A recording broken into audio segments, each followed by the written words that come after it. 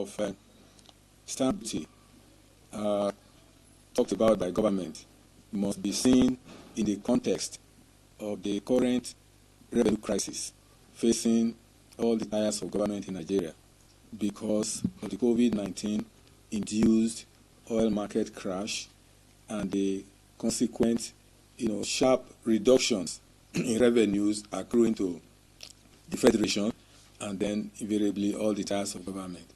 And government at the present time is re-energizing itself, to maximize revenue from different sources.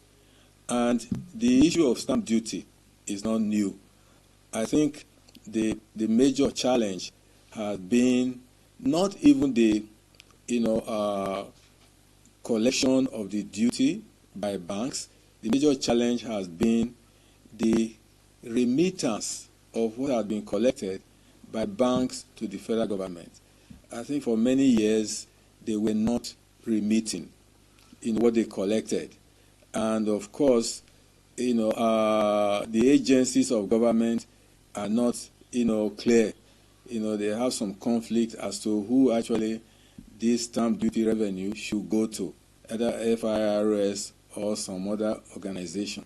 So if the government talks about, getting 6 years of stamp duty, then the searchlight must be on the commercial banks that have been the agents collecting, these revenues. So central bank and, other agencies like the Accountant General's Office, Ministry of Finance, must put heads together to ensure that the banks remit such monies. Many of them had collected the monies from various transactions. So it's a question of determining the volume of such transactions and how much they had collected and sanctioning them if they refuse to remit. They have to remit. It's not their own funds. It's government funds that they ought to have remitted for quite some time. So the issue of adhesive stamp, adhesive stamps or even stamp duty on physical documents, or physical payment had been on for years. Again, I think dereliction of duty on the part of agencies that were supposed to enforce, such collections. I remember, those days, if you went to a government office, you wanted some particular service, or judiciary, you want a service, you would be told that so and so amount of money is required for stamp duty. So I think what government is trying to do now is to reactivate all such channels and ensure full compliance in order to shore up its dwindling revenue. So I think all stakeholders must cooperate with the government. Otherwise, we cannot turn around to blame government for borrowing money. It's because revenue accruing to it is short, is very limited, that government has been borrowing. Then we, as stakeholders, turn around to start blaming government for over-borrowing. So let us do our duty by paying whatever types of taxes that are legitimately imposed, income taxes, company taxes, and these stamp duties. The commercial banks must be sanctioned if they fail to comply with government directives by remitting what they had collected in the past, and then from now on, will need to be done on them to ensure that as they collect, there will be no strong gap, no wide gap between collection and actual remittance. As they collect, they should be able to remit, without wasting time, and then in the process, government is shortchanged. So all that must be, averted at this point in time. So I fully endorse the government's fresh initiative to reactivate, different channels of revenue collection so as to minimize the need for public borrowing, both domestic borrowing and external borrowing. If the banks are alive to their responsibilities and provide alert to you as a customer on every transaction, deposit, particularly deposits that attract stamp duties, then definitely you should know how many deposits came into your account and then be able to calculate how much the stamp duty should be. But to clear the point as to whether it's not clear as to the transaction that attract duties is very clear. It's online transactions. I don't know the full scope now. They are clearly identified by the central bank, and in relation to inflows, actually deposit into your account, and then and the banks know them. So perhaps the monetary authority has an important responsibility now. The petroleum thing has become a very, very dicey one because it directly impacts on the cost of living of the ordinary Nigerian on the street. It has spiral effect, like I said earlier. It would immediately hike up the price of food. Yes, it will immediately, I was going to yes, that, transport. We already have the price of food hiked.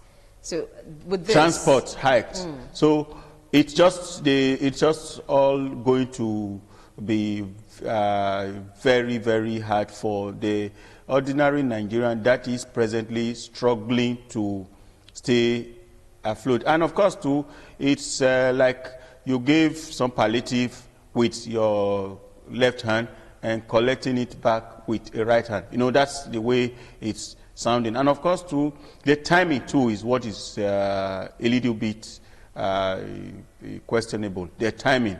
It was just 2 months down the line that it was removed. The COVID issues are still around here with us. And business have not fully taken off. Businesses have not fully taken up. The impact of the COVID-19 is still hitting hard on businesses as we speak. So that's where we were having secret unemployment going on in the numbers. Wages are salaries are cut in their so that's the real effect. That the real impact is that the price hike in oil, pump price will affect a number of other things that will directly impact on the cost of living of the average Nigerian. That's the real issue. So as to what necessitated it, of course we do know. But as to looking at other less impactful avenues to covering the financing gap is what we should be looking at. I thought there were some approvals in place suggested on how to locally source for the deficit of over 800 billion in the budget. Like and we borrowings. thought, local borrowings and all that. We thought that those would be less impactful, but price hike on fuel pump is just it's just too much. It's not sounding really good. Okay, to the average person. Yeah. Now let's leave something that affects the average person to something that perhaps some people will say affects the elites. That's of airline fares.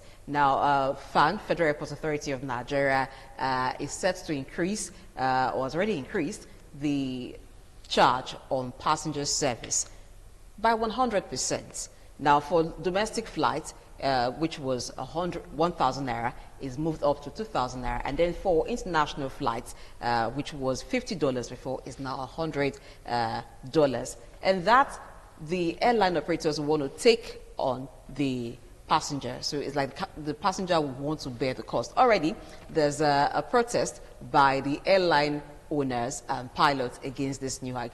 But as a government agency, why do you think there was need to have 100% increase at this time? No, certainly the cost of running the airport services would go up this time, as well as the number of flights that will be coming into various airports will not be as much. So it only makes some sense to want to look at ways of increasing the revenue that will be coming to FAN. But I also do know too that even though this look 100% in the fees and levies that FAN will be collecting, it may not directly impact as much the airfares. But having said that, I hope you know that even though you think that is of the elite class travel. The price, the fuel pump we're talking about, will have as direct effect on the road travels. So it's here and there. I see price of doing, price of goods and services having a share of that, because of course most of the travels are business travels, and this hike in fares will be passed on to the consumer, and so goes the prices of goods and services that we would be consuming. So there is an increasing inflationary figures, which we already have. Of course, by today, by the end of June, the inflationary figures of Nigeria is somewhere around 12.4, already above that of last year, 13.4, sorry, already above that of last year, and it's going to be much higher by close of the year by the projections. Now, all this hike, at the end of the day, doesn't it bring us back to the position that we want to leave? We want to get above the position where companies, agencies are struggling to survive. Now, if at the end of the day it increases the price of goods and services, would that not drop demand and bring these companies to the same states? It's not counterproductive. Naturally, that is what you will find, because I already talked about some kind of layoffs happening by the side, salary cuts by the side, and of course, price hike will make consumption, drop, as it were. And of course, those are the multiplier effects of the situation we are in. Bear in mind that this is not unexpected. This year, the projections are that this year's the recession we have will just glide through the year, and it's not going looking very good. So your fears are not far-fetched.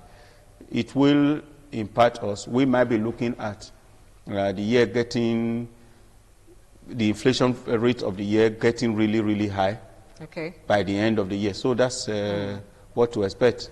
Okay. All right. We're out of time already. But quickly, before we go, while it's not impossible to do without price hike, but is it also possible that the price hike is not as high as it is? For instance, the 100% being at 50% or even 70%, and then the 143 naira per liter pump price maybe being at 130, for instance. Would it have been possible to have these things run? Because the reason that PPRA gave is that putting into consideration the current realities of the marketers, would it have been possible to have all of these things being at balance? Yes, absolutely it would have been possible. In short, if you ask me, it's a timing, like I said, it's a timing that I think that we need to adjust. Okay. For me, for instance, I would be looking at, can we give a little 3 months more, for instance, to look at how the economy adjusts back to post-COVID-19. We are still in COVID-19. Before we get to so if you just add some 3 months, or July, August, September, let's see how the economy performs at the last quarter of the year. last quarter of the year. So that's the thing. That's the show today. Thank you very much for watching. I know that a lot of persons are praying and hoping that there is a reversal, at least a little reduction for the pump price, because it's something that cuts across and affects everyone. Thank you very much, Emmanuel, for coming on the show today. Next week, it will be another time for business this week. I'm Blessing Aichi. Bye.